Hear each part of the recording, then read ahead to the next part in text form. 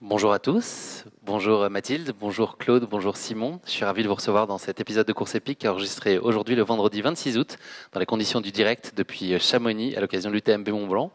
J'ai donc le plaisir d'avoir à mes côtés ce matin Mathilde Sagne. Ça va Mathilde? Bonjour à tous et merci de me recevoir. Avec grand plaisir. Simon Gosselin donc.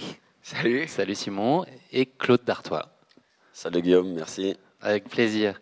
C'est devenu un grand classique, vous l'avez compris. Course épique vous donne rendez-vous chaque jour pour une émission quotidienne jusqu'à dimanche dans le cadre de l'UTMB Mont-Blanc, une émission qui est enregistrée au Majestic à Chamonix. Donc si vous faites partie des chanceux qui sont à Chamonix justement cette semaine, n'hésitez pas à venir assister à ces enregistrements.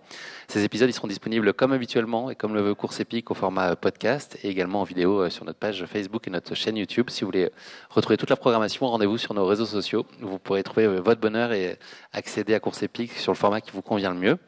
Merci également une fois de plus à l'équipe de l'UTMB et puis celle du Majestic de nous recevoir dans des conditions aussi exceptionnelles. Je vous propose de démarrer l'épisode avec la présentation de chacun de nos invités du jour. Ils le savent, j'ai glissé une petite subtilité, une petite erreur dans la biographie de chacun. Je leur ai posé un peu des petites questions en amont de nos échanges pour essayer de dénicher des petites choses inattendues de leur vie. Donc je vais présenter successivement les uns les autres et il va falloir dénicher l'erreur dans la présentation, ce qui ne vous semble pas être vrai. Et ça va pas être simple. On va commencer par toi Mathilde. Tu as 26 ans, tu es née le 29 septembre à Montauban. Voilà, donc il faut commencer à préparer les bougies, là c'est bientôt, c'est dans un mois. Et c'est également la date d'anniversaire de ma fille, donc c'est vraiment une date qui me tient à cœur, alors, ça crée un lien particulier. Tu as fait tes débuts en athlé, un demi-fond, puis fond et cross-country. Là on va rentrer dans la partie palmarès. Tu as été championne de France Espoir du 10 000 mètres en 2015.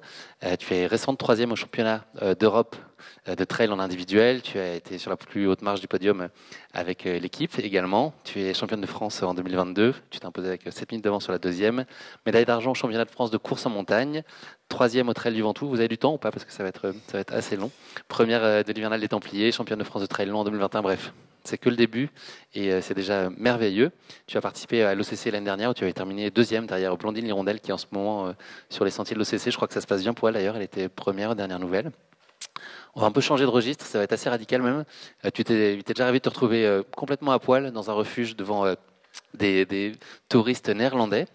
Tu peux pas envisager de t'endormir sans avoir mangé un petit carré de chocolat, c'est inenvisageable pour toi. Tu mets de la menthe à l'eau dans tes flasques, c'est ta petite botte secrète et ta potion magique. Tu as obtenu un diplôme de voyance et art divinatoire avec la mention très bien en 2019.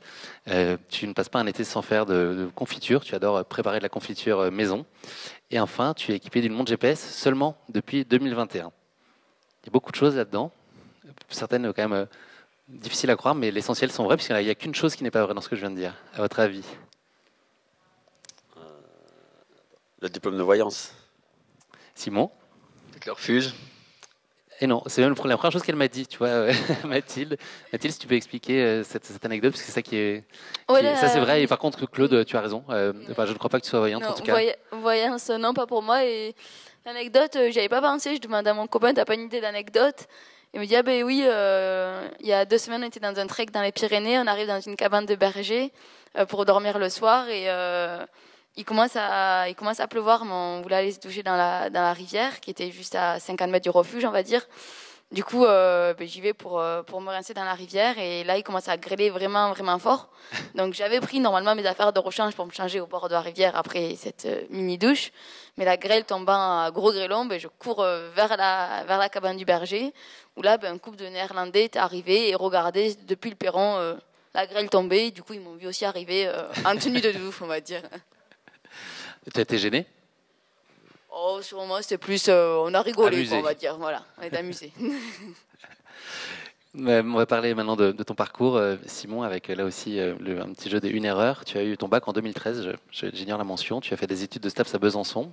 Tu aimes beaucoup le trail et aussi le cyclisme. Tu es spécialisé dans l'entraînement sportif et l'optimisation de la performance. Tu es basé à Saint-Gervais, pas très loin d'ici, c'est ça? Non, faut pas. Je tends un piège, pardon. Faut pas que j'oriente les indices. Tu es connu tristement un accident de vélo important l'année dernière. Tu es également dans le registre professionnel aussi cofondateur du team Matrix en 2019 et tu es responsable de la performance sportive. Silas Matrix, pardon.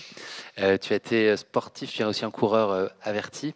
Tu as été fini 5e de la Pyramenta récemment, 10e au dernier marathon du Mont Blanc, premier Montreux Trail en 2021, Tour de la Grande Casse, pardon, le Trail du Tour des Fises, Verbier-Saint-Bernard, et tu as loupé d'un cheveu le podium de l'UTMC, le célèbre Ultra Trail du Mont Chauve. Dans le cadre de l'UTMB, tu as fini 12e de l'OCC, 106e l'année précédente, pardon. Et quand tu étais petit, tu voulais devenir non pas cofondateur d'une team running, mais conducteur de train. Alors, pas que je pense que c'est pas possible, mais peut-être le bac, c'est ce que j'ai retenu, c'est la première, le bac à 13 ans. 2013. Ouais. Pardon, je pensais que c'était 13 ans. Bah non, alors non, je connais pas ton âge, Simon, alors je veux pas m'aventurer là-dessus. Précoce, oui. Qu'est-ce qu'on avait d'autre ? C'est sur les courses. Je vous donne un petit indice, j'ai inventé une course. Il a loupé d'un cheveu l'UTMC, l'Ultra Trail du Mont Chauve. Voilà. Non. Le Mont Chauve. Exactement. À toi, Claude. Tu as qu'un. Ouais. Du temps, je sais pas si je vais bien arriver. Moi, ça va être plus rapide. Hein. Dans le palmarès, on va passer vite. Claude, tu es né le 26 juin 1979, donc c'est aujourd'hui ton moisiversaire, comme avec les enfants. Je ne sais pas si on fête encore les moisiversaires, puisqu'on est le 26 août aujourd'hui, donc très bon moisiversaire, Claude. Tu as donc 2 enfants, tu es en couple, on a pu te voir dans 4 saisons de l'émission Koh-Lanta, tu es passionné de sport et d'aventure, on le sait, tu viens plutôt de la route, tu as été marathonien également, tu fais beaucoup de vélo, beaucoup de renfo, la chaise et les squats, c'est ton dada. Tu as été récemment à Chamonix, on s'était croisé d'ailleurs à l'occasion des 42 km du marathon du Mont Blanc, qui a été une expérience réussie pour toi. On s'est vu aussi au Marathon des Sables en 2022, une autre chouette et grande expérience de vie où tu as signé une jolie 124e place sur 1000 participants. Donc voilà, c'était déjà le finir, c'est incroyable et c'était une belle réussite pour toi. Tu as participé au Grand Trail des Templiers en 2021, à la Saint-Élion en 2018 et à l'Éco-Trail également en 2018. Tu es par ailleurs un fan inconditionnel de Bruce Lee. Ton péché mignon musical n'est autre que Justin Bieber. Et tu es un fan inconditionnel de l'OM puisque tu as des posters de Jean-Pierre Papin dans ta chambre. Enfin, quand tu étais ado, tu avais des posters de Jean-Pierre Papin partout, collés au mur. Et tu collectionnais également plus jeune les pins et les cartes de téléphone. Qu'est-ce qui cloche dans tout ça ? La collection de cartes de téléphone, peut-être. Simon ? Ouais, tu dis pareil. Non, je suis Paris Saint-Germain, pas Marseille. Il aurait pu venir avec le maillot aujourd'hui, c'est un supporter absolu du PSG, c'est ça, Claude ? Supporter du Paris Saint-Germain, évidemment. J'aime bien Marseille, mais j'ai jamais eu Jean-Pierre Papin dans ma chambre. Non. On est donc aujourd'hui pour parler de l'OCC, qui est une course sur laquelle vous étiez hier jeudi. Je vais présenter brièvement la course pour peut-être ceux qui ne la connaîtraient pas. Donc c'est un des modèles un peu plus court que les autres parmi les courses de l'UTMB Mont Blanc, avec son format de 55 km et 3500 mètres de D+, mais qui n'en reste pas moins très exigeante. C'est dur à dire, exigeante. Elle s'élance depuis Orsières, donc qui est le haut de OCC, qui est situé dans le Val d'Entremont. Cette vallée offre des paysages uniques. Attention, ça va être une envolée lyrique. Derniers éperons et ultime aiguille du flanc oriental du Mont Blanc dessinant la frontière franco-suisse, glacier suspendu sur les rochers polis, torrent fougueux. Ça fait rêver.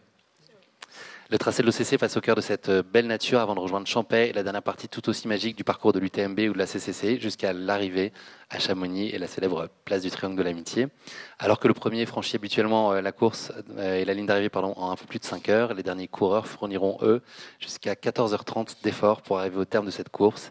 14h30, donc c'est la barrière horaire qui est fixée par la direction de course. Cette OCC comptait hier 1509 coureurs au départ. Voilà, vous êtes tous très calés sur l'OCC désormais. Dans Course Épique, j'ai reçu aucun de vous trois encore dans le format traditionnel de l'émission, mais il y a une rubrique qui s'appelle la question qui pique. Question qui pique, c'est une petite question gentiment piège. Vous allez pouvoir y répondre collectivement, donc c'est plus facile. On va remonter un peu le temps. En 2018, il y avait 78 nationalités qui étaient présentes à l'UTMB. Et l'exercice a été fait de calculer la moyenne des cotes ITRA de chaque pays représenté. Donc concrètement, on prenait la moyenne des coureurs français, et puis voilà, ça donnait la moyenne de la cote ITRA du pays. Quel a été selon vous le pays avec la meilleure cote cette année-là ? Est-ce que ça a été la France, le Tibet, les îles Fidji ou l'Espagne ? En quelle année ? 2018. C'est France ou l'Espagne ? Moi, je dirais l'Espagne, parce que je pense que la France, il y a vraiment tout type de coureurs qui viennent, parce qu'on habite à côté, il y a plus d'inscrits, alors que peut-être que les gens qui viennent de plus loin. C'est une très bonne façon d'appréhender. En fait, il y a vraiment eu le bac à 18 ans, à 13 ans en fait. 14. Aussi, vu Team Espagne. Oui, et puis de toute façon, on a bien vu là récemment, aujourd'hui en plus, ils ont bien performé hier. Hier sur le CC, un carton. C'est un beau pays de trail. Vamos pour Espagne. Vamos pour Espagne. Évidemment, il y avait un piège. Je suis pas vicieux. C'est exactement. C'est le Tibet parce qu'il n'y a qu'un seul coureur, la personne de Sangue Sherpa, qui avait une cote de 812. Donc voilà, ça a donné au Tibet la cote de 812 et il était tout seul. Donc mathématiquement, voilà, c'était le Tibet. Donc c'est une surprise. On va parler maintenant de plus particulièrement votre parcours et votre rapport à la course à pied, puis revenir évidemment sur le CC. Première question, comment ça se passe la récup? Ça a été là pour monter sur l'estrade? Claude? Ouais, franchement, je suis content. Agréablement surpris, ça me va. Pas de douleur, rien? Non, pas de bobo? Écoute, ça va. Impeccable. Donc, je pense que je pouvais peut-être plus me donner hier, ou alors c'est que j'encaisse mieux. À voir. Mathilde, ça va? Ça va aussi, les genoux qui tirent un peu, mais on arrive à monter sur l'estrade, donc c'est essentiel. Simon? J'ai eu des grosses crampes hier dans la dernière descente et je suis un peu les quadrilles du coup qui sont un peu tendus. Donc tu repars pas sur le TMB là tout à l'heure à 18h? J'hésite. On okay. verra. Je te laisse le choix. On va prendre un peu la machine à monter le temps maintenant, ou la DeLorean au choix. Est-ce que vous pourriez juste me raconter un peu votre rapport à la course à pied? Comment s'est révélé à vous cette passion? Comment vous avez fait vos premiers pas? Ça a été un héritage familial très sportif? Ça a été lié au cadre de vie dans lequel vous évoluiez? Comment s'est dessiné finalement cet intérêt pour la course à pied? Très jeune, tardivement? Mathilde, tu veux y aller? Moi, assez tardivement quand même. Donc, j'ai commencé avec de la gymnastique sportive pendant longtemps, jusqu'à de 5 à 15 ans, on va dire. Et après, une envie de changer, on va dire. Et je me suis rendu compte qu'à la gym, j'adorais pendant les stages de reprise les 3 km de footing qu'on faisait au début. Et j'aimais bien les crosses du collège. Donc, je me suis dit, pourquoi pas essayer l'athlétisme. Donc, venant de Montauban, j'ai commencé forcément par du plat. Donc, le premier entraînement, ils m'ont même mis avec le groupe de base, on va dire, qui faisait du sprint. Mais bon, là, courir 5 mètres et récupérer 10 minutes, j'ai dit à l'entraîneur, je ne peux pas aller avec ceux qui tournent en permanence, là, qui ne s'arrêtent pas. Donc, voilà, le deuxième entraînement, il a essayé de me mettre avec ceux qui tournent et faisaient plus de laps. Et là, ça m'a de suite beaucoup plus plu. Donc, j'ai commencé avec le cross et 1500 et 3000 sur piste. J'ai beaucoup apprécié, surtout le cross. J'ai toujours plus apprécié le cross que la piste. Après, avec l'âge qui montait, j'ai augmenté les distances en piste, sachant que la vitesse n'avait jamais été mon point fort. Donc, je suis passée jusqu'à 5000 et 10 000. Je me suis un peu plus spécialisée. Pendant l'INSEE, j'ai eu la chance de faire 2 ans aux États-Unis avec l'université de Portland, où je courais pour leur équipe de cross et de piste. Le 10 000 mètres, là-bas, c'est assez connu. Donc c'est là que j'ai commencé à vraiment, on va dire, toucher du doigt le haut niveau. J'avais encore jamais fait de course en montagne et ça a vraiment commencé quand je suis rentrée en France. J'ai fait mon stage en Lozère, donc Massif Central. Et là, il y a plus de sentiers que de routes, on va dire. Donc je commençais à courir sur les sentiers et j'ai vu que c'était chouette. J'étais encore étudiante, donc on m'a dit viens faire les France universitaires de trail. J'ai commandé des chaussures de trail qui sont arrivées 2 jours après la course. Donc, j'ai fait ça avec mes chaussures de route. Mais ça s'est quand même bien passé. Et après, de fil en aiguille, j'ai bien aimé. J'ai eu la chance, dès la première année, de pouvoir faire un stage avec l'équipe de France, vu que j'avais une place de remplaçante pour les Europes. Donc, ça m'a permis de découvrir mieux le monde du trail, la course en montagne, de voir qu'il y avait des gens super cool dedans. Ça m'a donné envie de continuer dans ton évolution. C'était très rapide? Oui, du coup, ça a été très rapide. Ma première année, je fais 4 aux France de trail à Méribel et 4 aux France de montagne. Et remplaçante. Du coup, que des places qui donnent envie de progresser, on va dire. Et la deuxième année, j'obtiens ma place de titulaire pour les mondiaux qui sont en Patagonie, où on fait en course en montagne la médaille d'or avec Élise, Anaïs et Christelle. Et après, je crois qu'il n'y a pas eu d'autres courses cette année-là avec le Covid. Mais du coup, oui, la progression a été énorme. Là, quand j'étais dans cette équipe-là, j'avais encore un gros gap avec les autres filles de l'équipe. Mais j'ai eu la chance de pouvoir quand même courir avec elles. Et voilà, ça m'a donné envie de progresser. Et puis j'adore ça, en fait. Donc j'avais envie de continuer à courir sur sentier.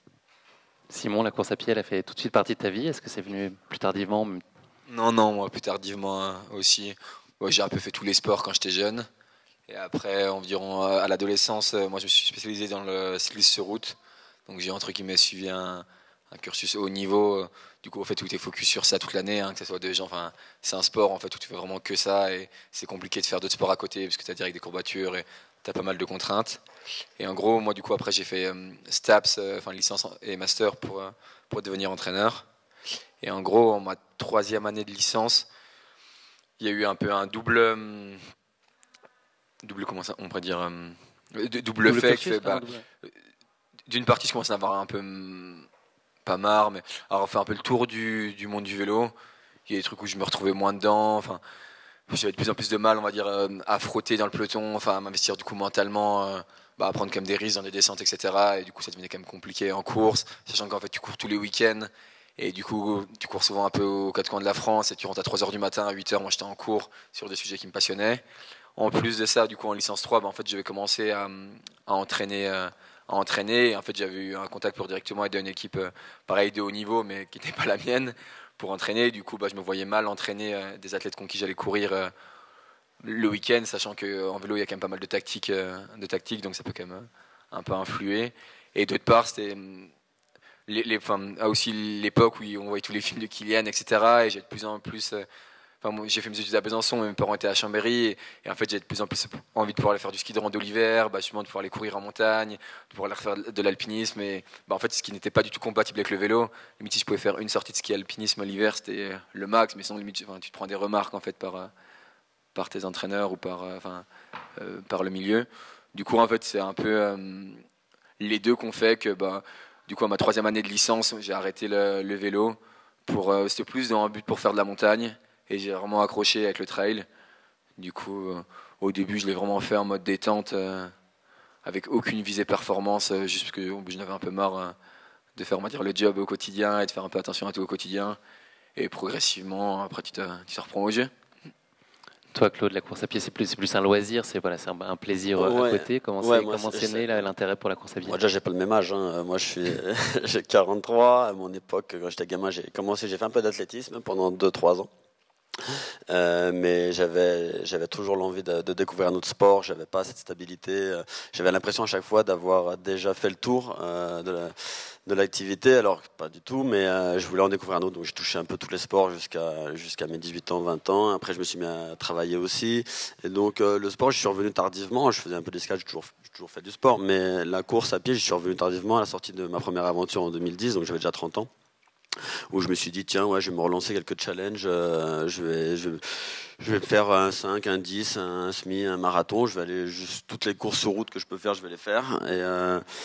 Et une fois passé ça, le trail a commencé vraiment à sortir. Moi, c'était déjà sorti, mais ça commençait déjà à être plus visible et tout. Et je me suis dit, maintenant voilà, je vais tester course sur route course sur chemin, parce que j'en avais marre d'être sur le bitume et puis c'est quand même beaucoup plus agréable de découvrir des endroits où t'as pas accès, des parcs nationaux. Et puis voilà, ça te fait aller quand même voir des choses magnifiques, des montagnes, des vallées et tout. Donc je dis, je vais faire ça, je vais en faire un, je vais en faire deux, je vais en faire trois. Et puis c'est le livre de Bertrand Lelouch que je cite souvent.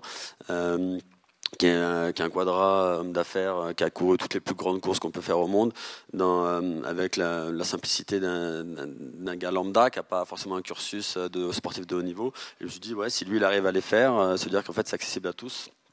Et voilà, je vais en faire une, je vais en faire deux, je vais monter progressivement pour essayer d'en faire le maximum et toujours en voir des nouvelles. Mais c'est plus un défi, un challenge et un plaisir de voir un lieu. C'est une aventure un peu, c'est l'aventure, le trail, parce que tu maîtrises pas les éléments, tu maîtrises pas tout.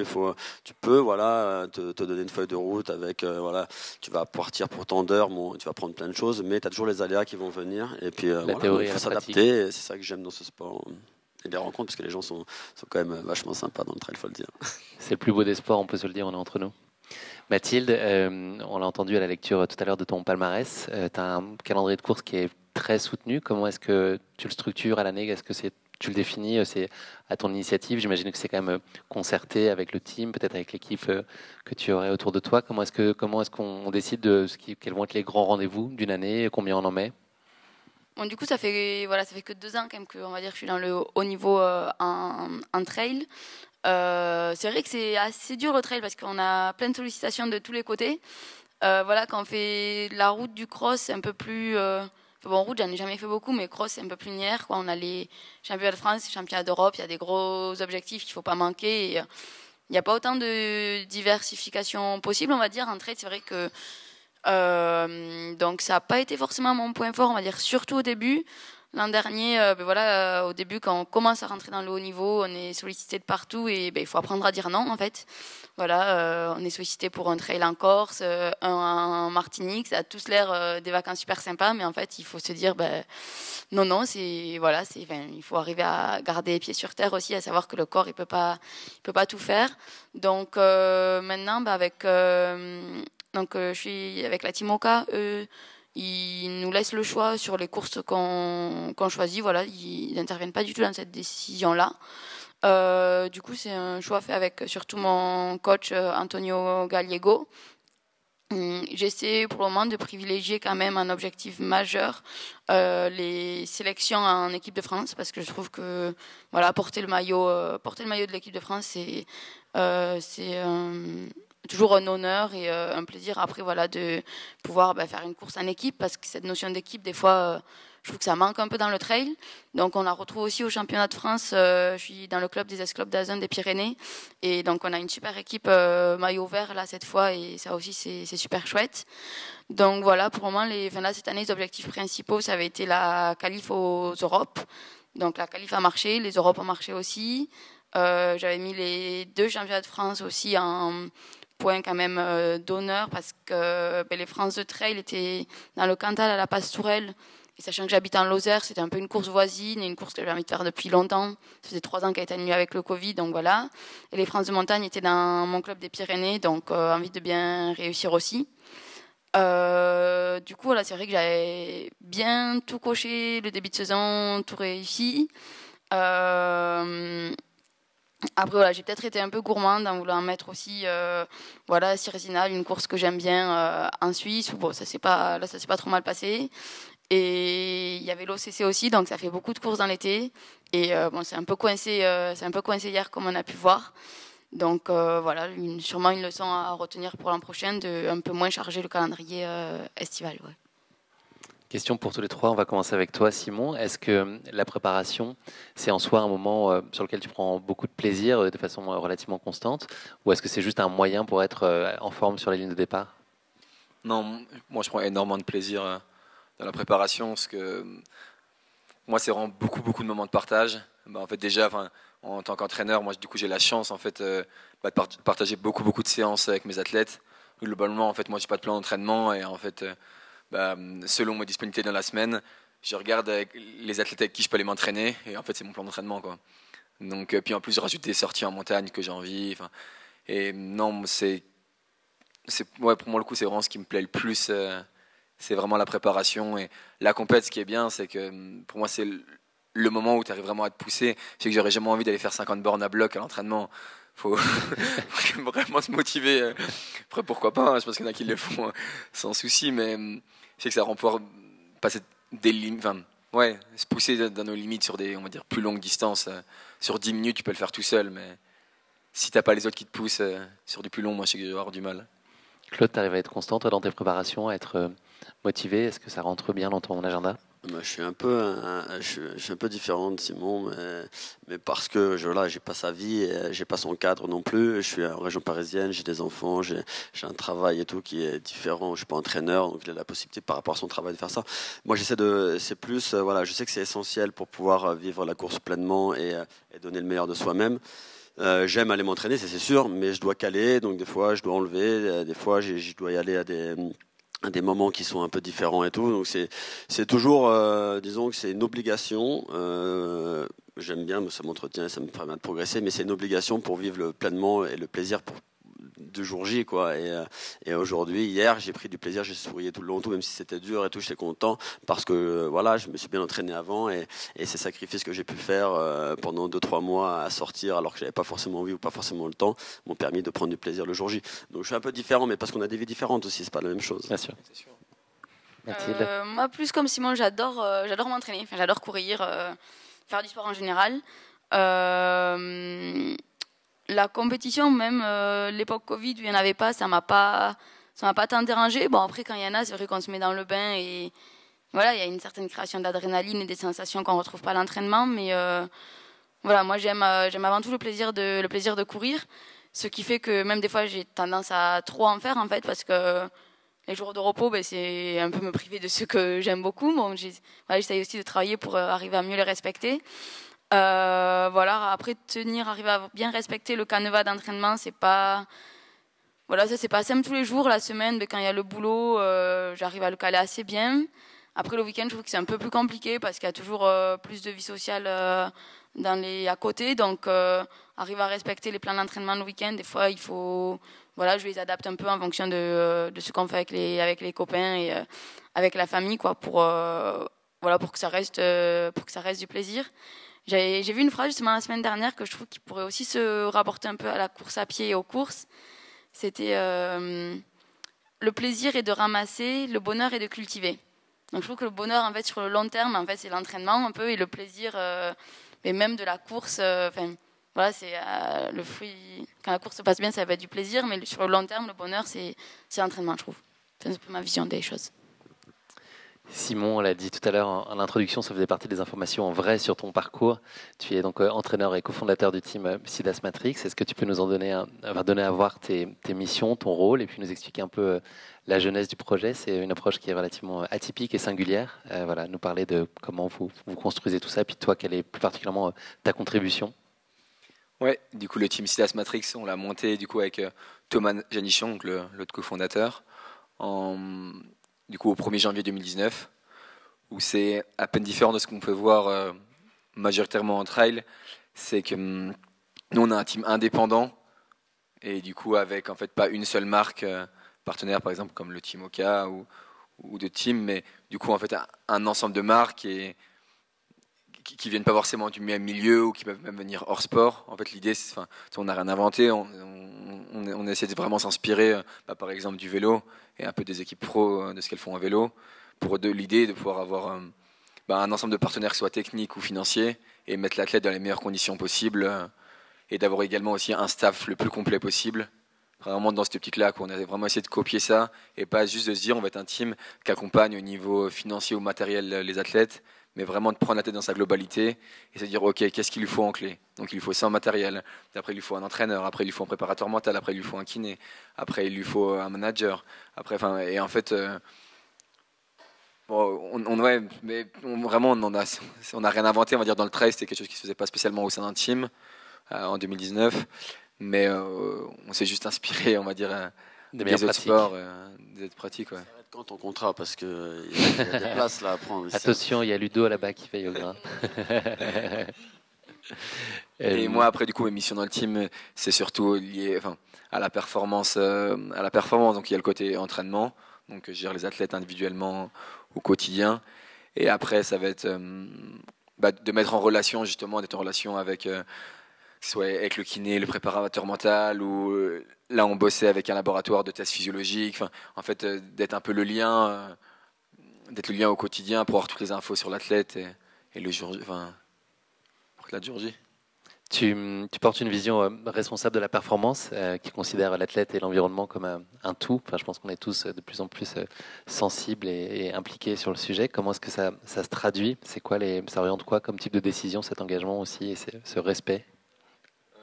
Au niveau de l'athlète, c'est vraiment essayer, comme on dit, de prendre l'humain dans sa globalité et essayer toujours de comprendre l'athlète et pas.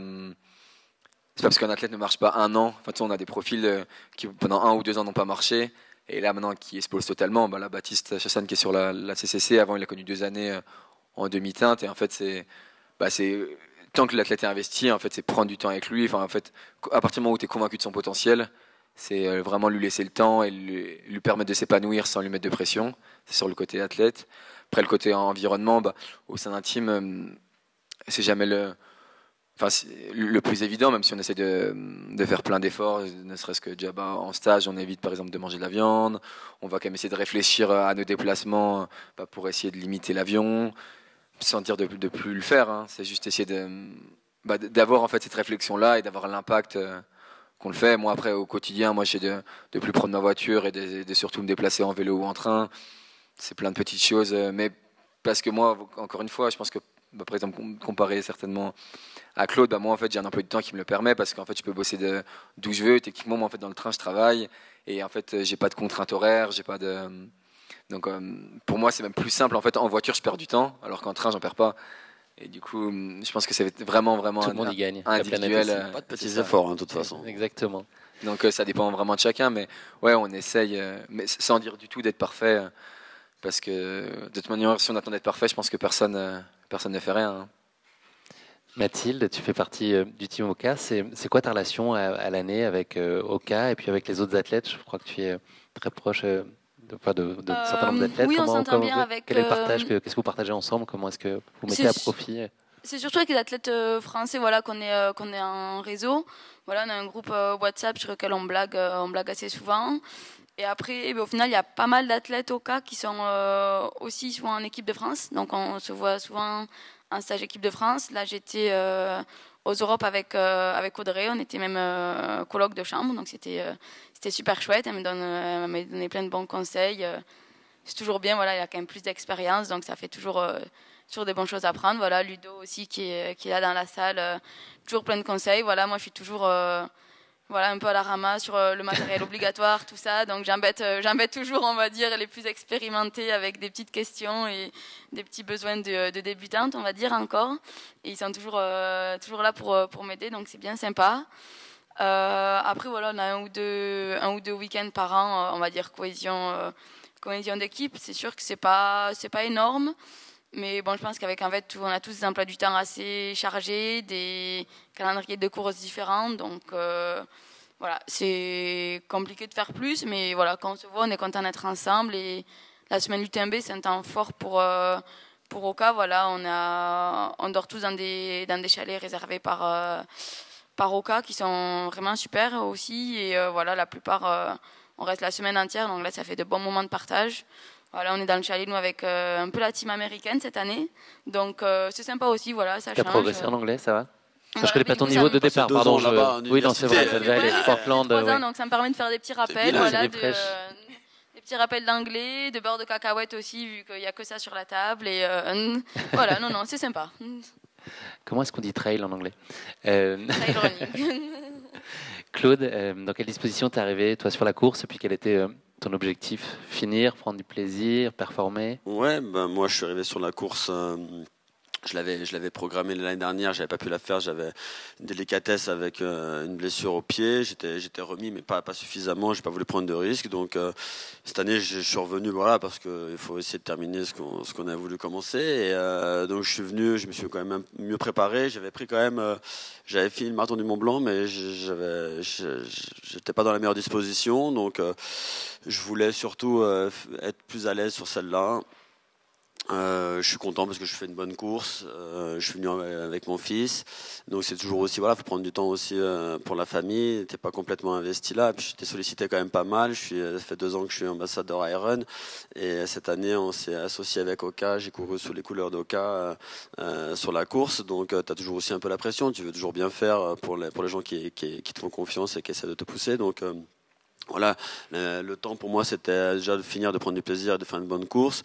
J'avais dans ma tête moins de 9 heures, secrètement j'avais 8h30, je fais des 8h40, écoute, je suis dans les clous, ça me va.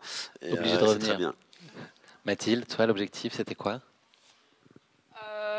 C'est sûr que je pensais pouvoir bien faire. Après voilà, je me suis peut-être mis un peu aussi sans le vouloir trop la pression, voilà. Tu te donnes quoi, un temps, une position, c'est quoi l'idée? Non, les temps, je fais jamais avec les. Alors que le temps est plus parlant, c'est sûr, mais bon, je savais que le parcours avait un peu changé comparé à l'an dernier. Voilà, l'an dernier je faisais 2, et voilà, je savais que j'étais un peu du coup attendue sur la course avec mon palmarès de la saison qui avait été pas mauvais non plus. Du coup, même voilà, si je voulais pas me mettre de pression, je pense qu'elle était un peu là inconsciemment. Donc peut-être ça a pas participé à la réussite aussi. Après je pensais que le top 5 était voilà, quand même les gens qui me disaient la gagne. Là j'avais quand même vu les quotidiens des concurrentes, je savais qu'il y avait beaucoup de monde. Voilà, le top 5 était, voilà, je pense envisageable, voilà, en étant en forme. Donc j'étais partie un peu avec ça dans la tête. Voilà, ça, bon, je pense qu'un un bon jour. Physiquement, je pense que ça aurait pu le faire. C'est plus mentalement où ça a lâché. Je pense qu'entre les Europes, les France, c'était beaucoup de courses qui... beaucoup de courses sur lesquelles, on va dire, j'étais attendue, je m'étais mis à pression et du coup, qui mentalement m'avaient fait puiser. M'avait demandé, on va dire, et du coup hier, mentalement, j'étais plus dedans. J'ai senti que ça allait pas, sûrement pas le faire pour les 55 km. Donc, j'aurais pu continuer, mais ça aurait fait, je pense, une énorme contre-perf et plus fatiguer mon corps qu'autre chose. Du coup, je sais qu'en ligne de mire, j'ai quand même les championnats du monde en Thaïlande en novembre. Du coup, je me suis dit, c'est pas la peine de fatiguer plus le corps que ça. Si ça, j'ai bien essayé pendant quand même 25 km, mais quand j'ai vu que c'était pas le jour pour, j'ai dit on va s'arrêter là, comme ça il y aura moins de temps pour récupérer et on pourra plus repartir sur un bon bloc d'entraînement un peu plus vite. Une sage décision. Et ça, c'est une force mentale. Ouais, c'est clair. Pas simple à prendre quand même. Tu la prends seule cette décision ? Oui, j'ai eu pensé vu que je porte bien un petit téléphone à appeler, mais non, au final, j'ai pas. Appelé à un ami. J'ai pas appelé, j'ai pris. J'ai hésité. Je suis arrêté une petite cabane. Je leur ai dit, je vais peut-être arrêter. Et ils m'ont dit, il faut quand même que tu aies encore marché 5 km jusqu'au col de Balme. Ils m'ont dit, mais arrête-toi là, si tu veux, prends le temps, tout ça. J'ai vu la cabane, je me suis dit, c'était un petit refuge à 5 km à un col de Balme. J'ai dit, on est pas mal. Je me suis arrêtée, j'ai mangé ma crème de marron. T'as vu une petite rivière au loin, tu t'es dit, allez, je vais aller me baigner dedans. Presque, voilà. Il n'y a pas eu de grêle. Et du coup, après, aussi, j'ai découvert un autre côté de la course, parce que moi, je me suis arrêtée une demi-heure, et du coup, quand je suis repartie, j'étais moins avec les élites, donc je suis repartie un peu en mode randonnée. Et donc, j'ai découvert un peu plus quand on court la course avec le peloton, on va dire. Et très, très sympa aussi. En fait, on discute beaucoup plus, il y a quand même plus d'entraide. Voilà, j'ai pu dépanner de quelques trucs, quelqu'un qui avait des crampes, pour lui donner un peu de sel.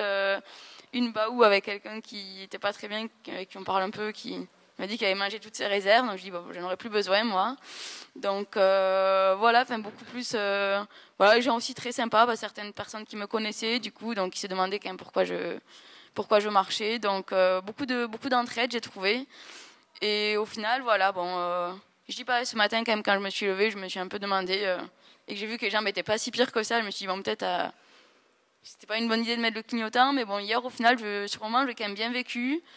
Et là, j'ai quand même les genoux qui crissent, parce qu'en fin de saison, ils étaient un peu fatigués. Donc, je pense que pour novembre prochain, ça, c'est sûrement une sage décision.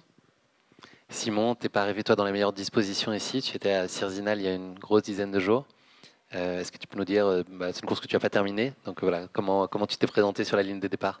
Ouais, déjà dans tous les cas cette année, pour moi c'était à peine compliqué en reprise post-accident, on va dire, avec pas forcément une grosse année. Cet été ça commençait à aller un peu mieux, je prenais vraiment du plaisir à l'entraînement et même en termes de valeur. Et effectivement à Sierznal, je pense que j'ai dû choper un petit virus. En fait, les 3 jours avant, tous les élites, on va dire, on mange ensemble dans une salle commune. Et avant, il y avait une Coupe du Monde, une Golden Trail Series en Norvège. Je crois qu'ils sont revenus un peu malades. Et du coup, effectivement, j'ai eu gros problème respiratoire pendant la course. Et depuis, je sentais que c'était de mieux en mieux, on va dire, mais c'était pas tout à fait normal. Du coup, effectivement, j'étais plus. Je me demandais déjà si j'allais pouvoir aller jusqu'à Chamonix au départ de la course. Claude, est-ce que toi, tu es sujet un peu de nervosité avant les courses ou est-ce que tu arrives à prendre avec beaucoup de recul l'avant-course et les heures et la nuit qui précèdent ? Comment tu vis ça ? Normalement, je suis quelqu'un qui supporte assez bien ce truc-là, mais c'est vrai que depuis peu, là, je dors moins bien les 2 jours avant la course. J'ai pas beaucoup dormi. Je pense, c'est sûrement ça doit être un facteur stressant aussi. Donc, mais je m'en rends pas bien compte. Mais je pense qu'à l'intérieur, je dois me stresser peut-être aussi. Après, une fois que tu prends le départ, ça part, mais c'est vrai que avec les sollicitations, peut-être un peu de pression, même si j'ai pas la même pression qu'eux, tu veux toujours bien faire aussi, donc ça doit pas aider, mais moi je pense que c'est un peu plus compliqué quand même aussi. Hein. Non, la nuit d'avant, c'est jamais la meilleure. Ton carré de chocolat, ça va, non ? Moi je sais que ça va à peu près, on va dire même de mieux en mieux. Au final, des fois à peine plus de temps à s'endormir, il faut arriver à faire le vide, quoi. Parce que t'as vite à repenser 1 ou 2 points un peu au parcours. J'ai encore regardé à 10h30, 11h, je regardais encore les points de ravito, j'essayais de les mémoriser. Donc, tu vois. Mais après, comme je me dis, moi, je pars, hein, c'est un peu l'aventure aussi, j'essaie quand même d'avoir une idée un peu. Mais après, il faut s'adapter. Chacun est différent. Est-ce que tu peux nous raconter les grandes lignes de ta course, Claude, les grandes phases, les grands chapitres avec des montées un peu rapide. Je devais partir SAS 2, je suis parti SAS 1. Enfin, j'étais parti normalement 8h45, je me suis retrouvé devant.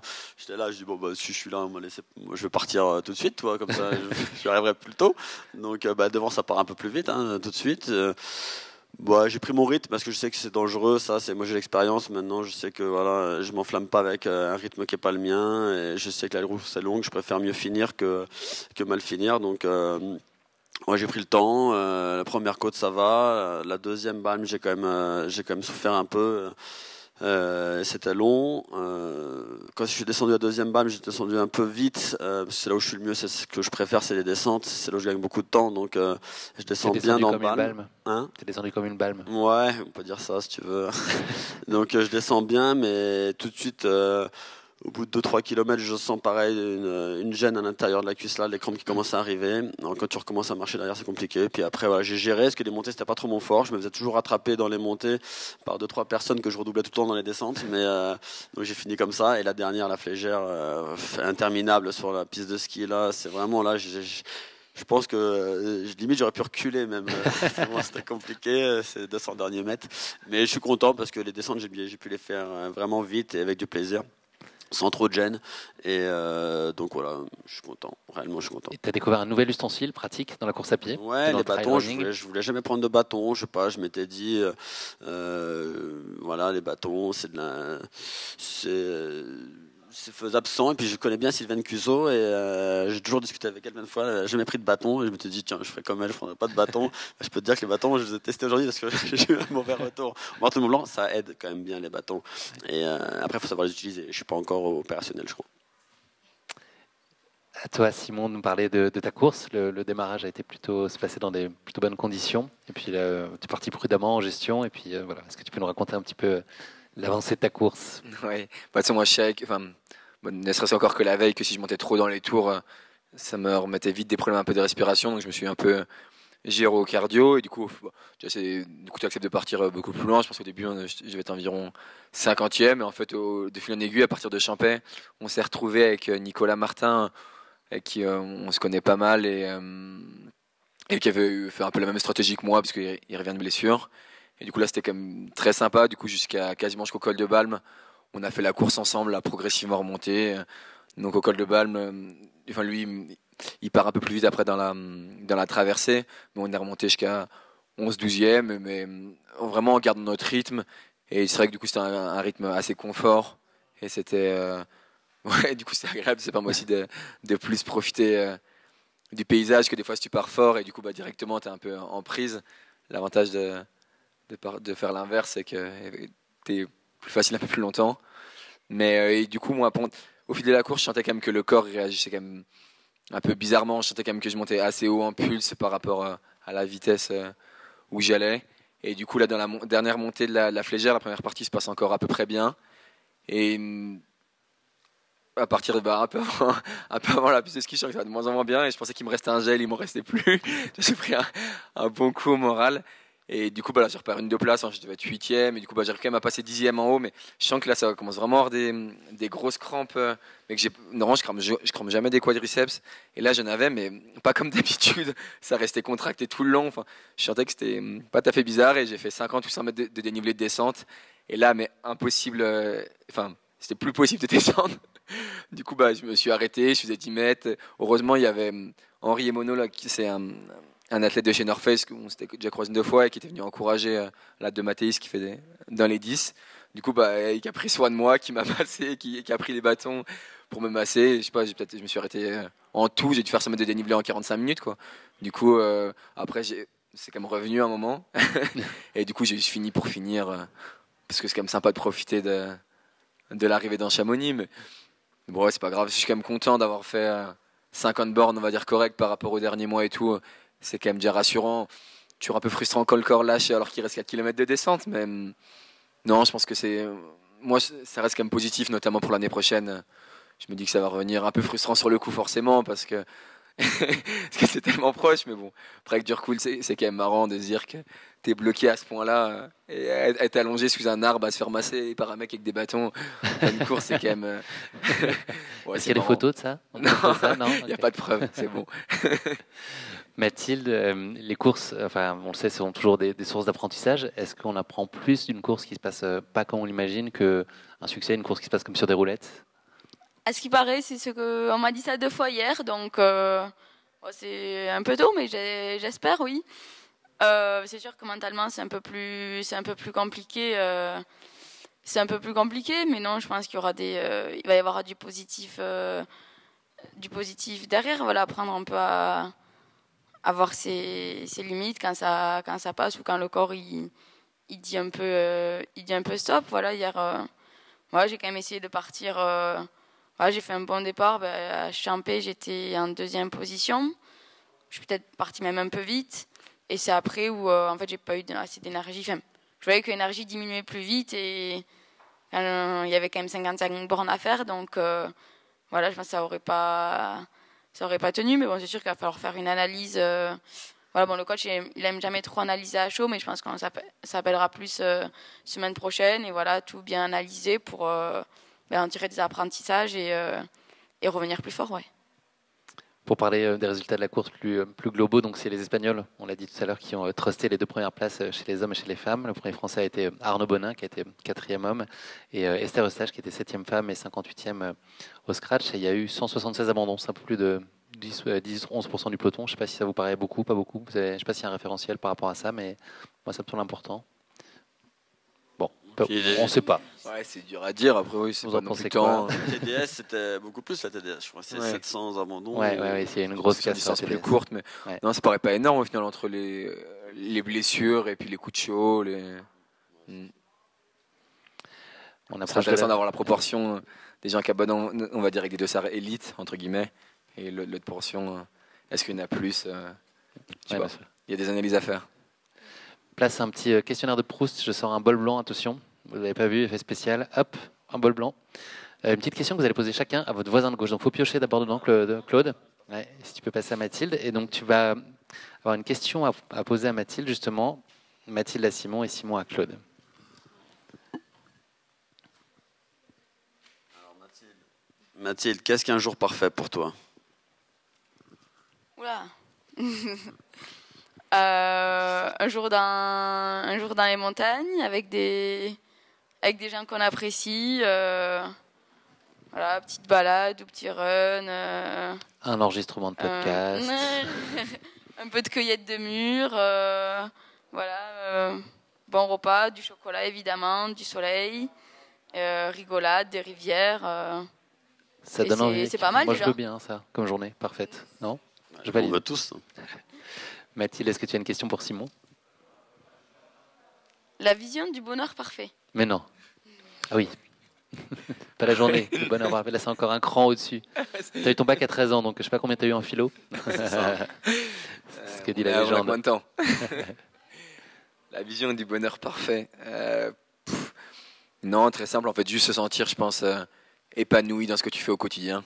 En fait, je pense que à partir du moment où tu l'es, tu peux vivre dans le moment présent et apprécier en fait toutes les choses simples de la vie, que ce soit aller courir, que ce soit manger un bon repas, que ce soit voir des potes, que ce soit boire une bonne bière. C'est tout. 18 sur 20. Ouais, je valide aussi. Une petite question pour Claude. Oui. Alors, Claude, la qualité que les autres te donnent. Il y en a trop, c'est laquelle choisir? Non, mais je sais pas. La générosité, je sais pas, je dirais ça. Ouais. Je valide aussi pour te connaître un petit peu. Je confirme. Ne demande pas d'oseille, c'est pas que ça la générosité. Avant de conclure cet épisode, est-ce que vous pourriez me parler chacun de vos prochains rendez-vous sportifs? Mathilde, tu l'as dit, donc toi c'est les championnats du monde, c'est ça la prochaine étape. Est-ce qu'il y en a, entre les deux? Et puis voilà, Claude et Simon également. Vas-y Mathilde. Oui, moi j'ai normalement, avec le titre de la passerelle devrait me donner le ticket. Après la sélection officielle sera quand même semaine prochaine, donc je vais attendre de voir si Adrien ne change pas d'avis après l'abandon de hier. On va croiser les doigts. Il te fera pas ça. Simon?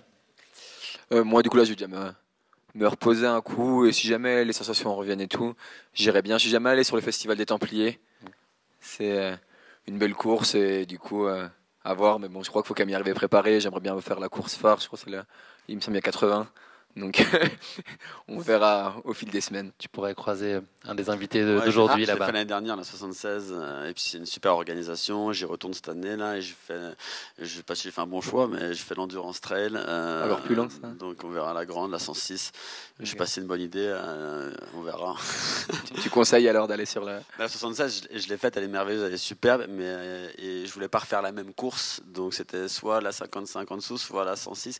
Je me suis dit que ce serait l'occasion de passer la barre des 100, mais on va voir mon état. J'espère que je vais pouvoir me remettre d'ici là. Et ça sent la TDS l'année prochaine ici, ça. Oh, calme.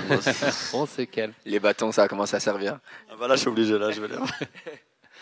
La semaine, elle est évidemment très effervescente à l'UTMB du début à la fin. Aujourd'hui, c'est quand même une journée un peu particulière puisque il y a la CCC qui est partie il y a quelques heures et il y a l'UTMB qui nous tend les bras là dans quelques heures là aussi. C'est le moment de la pause. Grosse cote, gros gain, gros respect. Je vais vous demander de vous mouiller et de faire part de vos choix et vos pronos sur l'UTMB. Donc chez les hommes, chez les femmes, je vais vous guider quand même pour faire un petit rappel de qui sera présent parmi les favoris. Il y en a beaucoup, mais en tout cas, il y a des outsiders. Chez les hommes, donc Jim Wamsley, Kilian Jornet, qu'on espère sur le départ, mais a priori, à 7 heures, les nouvelles sont bonnes. Je crois qu'il t'a appelé, Simon, tout à l'heure pour te dire que c'était OK. Il me semble, un texto, je ne sais plus comment il était. Ouais. Exactement. Ouais. Aurélien Dunon-Palace qui avait terminé deuxième l'année dernière, Thibaut Garivier qui a une vraie chance, Mathieu Blanchard, Germain Grangier, voilà pour les hommes. Chez les femmes, Cathy Schild, Audrey Tanguy, Marianne Hogan que j'ai reçue hier, Manon Board aussi du Team Oka. C'est quoi votre vision de ce que pourrait être cette UTMB, qui sera en haut de la boîte, ou en tout cas qui vous aimeriez voir en haut de la boîte? Bon, réellement, moi je voyais bien Jim, mais après vu le temps qu'il fait et tout, quand on est une Ferrari, on n'aime pas trop les temps un peu capricieux comme ça. Donc pour l'interrogation, après je mets forcément un petit coup de cœur sur Mathieu Blanchard, qui est un copain, et voilà. Et après je souhaite bonne course à tous, évidemment. J'en ai plein qui sont un peu plus derrière, Alexandre. Antoine, des potes qui courent la course, qui seront, je pense, dans le top 50 aussi. Et j'espère qu'ils feront une bonne course, mais c'est clair, c'est un gros niveau cette année, très relevé. Mathilde. C'est les hommes, hein, pardon, je ne vais pas parler bien sûr, ouais, chez les femmes, moi, quand même, je vois bien Audrey. Voilà, je sais qu'elle s'y prépare vraiment à fond depuis longtemps. Voilà, déjà aux Europes, début juillet, elle était en tête dans ça, vraiment très sérieuse dans l'entraînement pour tout ça. Et voilà, l'an dernier, ça fait un loupé, mais du coup, je pense qu'elle va venir encore plus motivée cette année. Donc voilà, ça sera avec grand plaisir si je vais avoir monté mon tir-à-boîte, je pense, et même encore plus, ça serait top. Après, voilà, je serais contente aussi de voir Manon Boire, qui est notre copine Oka. Et chez les hommes, je pense que Thibaut d'Oka aussi peut pas mal surprendre pour son premier long. Après, pour Jim, ça va être pareil qu'Audrey. Je pense qu'il a envie de prendre sa revanche un peu de l'an dernier. Donc, ouais, moi, je parie sur la Team Oka. Je rembobine. Donc, puis on a un jacuzzi en plus dans le chalet, donc ils sont ultra bien préparés. Ah oui, c'est la meilleure préparation, ça. Claude, chez les femmes, Manon Board, Audrey Tanguy aussi, c'est des réelles chances, tu penses? Ouais, mais elle a raison. Je pense que la Team Oka, ils ont vraiment un team athlète, franchement, qui ont vraiment les meilleures chances pour bien figurer. Donc, on va suivre ça avec intérêt. Je mettrai mon trail live pour voir un peu tout ça. Ça va être très disputé de toute façon. C'est indécis aussi. Il va voir les conditions, comment elles vont changer. On peut prédire tout ce qu'on veut, mais quand tu es là-haut, si la météo elle n'est pas avec toi, elle n'est pas avec toi. Hein. Surtout si tu n'as plus de gel comme Simon à la fin. Et après, tu montes la flèche en reculant. Tu te demandes si tu vas tomber comme Claude. Tes pronos, tes envies? Ouais, non, je pense que chez les filles, je suis assez d'accord. Enfin, ce serait top qu'une Française comme Audrey Tanguy ou Manon Board arrive à l'emporter. Chez les mecs, je pense que ça va être vraiment intéressant parce qu'il y a vraiment tous les profils, entre des profils un peu d'expérience, des profils comme Thibaut Garivier, Tom Evans, qui n'ont pas forcément l'habitude de ces distances, mais qui sont très forts sur des 100 bornes. Je pense que ça va être intéressant à suivre. C'est difficile de donner un favori. Bon, je pense que ça reste quand même Kilian. Après, c'est vrai que Jim, je trouve que c'est intéressant sa démarche à devenir vivre en France pour s'habituer à des montagnes qu'il va rencontrer sur l'UTMB. Donc, puis ça a l'air d'être un bon mec, donc ce serait quand même cool qu'il arrive, que ce soit lui le premier américain à l'emporter, peut-être cette année, peut-être l'année prochaine. Mais hâte de voir ça en tout cas, et d'être sur le bord des chemins pour les voir passer. Ça reste impressionnant. Chez les femmes, tu as une idée aussi? Ouais, ce que je disais, Audrey ou Manon. Okay. Ça marche bien. Tanguy. Merci à tous les trois. C'est la fin de cet épisode. Il est midi pile. On aurait voulu faire exprès, on n'aurait pas réussi. Merci pour votre disponibilité et puis pour ces échanges qui étaient aussi sympathiques que passionnants. Bonne continuation à tous les trois. Là, vous avez plein de projets, donc je vous souhaite de vous accomplir pleinement dans tout ce qui vous tend les bras de beau, à commencer par cette folle réjouissance de suivre l'UTMB à partir de tout à l'heure 18h. Ça va être un grand moment. La CCC déjà. Et j'allais dire aussi, évidemment, on suit la CCC. Thibaut aussi qui est sur la CCC, non? C'est Thibaut Barognan? Thibaut Barognan, bien sûr, qui est sur la CCC. Il y a Baptiste. Beaucoup, je ne sais pas où il en est. Ouais, j'ai pas suivi Thibaut, je ne sais pas trop où il en est. Qui peut faire... Et Baptiste, qu'on espère aussi qui marchera bien, voilà, que je reçois demain et qui viendra nous raconter justement comment au podium de Français, ce serait top. Ce serait beau, on le souhaite. Voilà. Merci à tous les trois. Pour ceux qui souhaiteraient assister à l'émission, rendez-vous demain à 18h. On reprend l'horaire habituel. Je ne sais pas, fait sortir du lit, mais presque. Donc voilà, une raison de plus de vous dire merci et puis merci pour le plaisir de nos échanges. À bientôt. Merci. Merci à toi, c'était top. Merci à tous. Merci.